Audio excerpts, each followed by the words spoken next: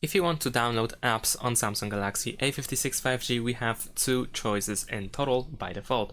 The first option is the Play Store, the Google app, and of course in order to use it we need to have Google account. But essentially over here, if you go to apps, you should be able to find some suggested apps that we can easily download. You can also switch to categories over here in order to find something for, I don't know, something more specific. And if you know the name of the app that you want to download, then of course we can go to search, and then here if we tap on the search field, you should be able to enter the name of the app that you wish to download. And it looks pretty much like this. So let's say we're gonna go over here, we have the install button, so you just press install, and depending on your internet speed, you should be able to pretty quickly get your app and you can use it. There is also this store over here. This is the Galaxy Store.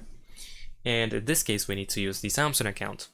And the reason why you might want to use this store is simply because some apps that we have on Galaxy Store are not available in the Play Store. And it works and looks pretty much the same. So we can also go to apps in order to find something more specific. Over here we have this magnifying glass icon to search for something.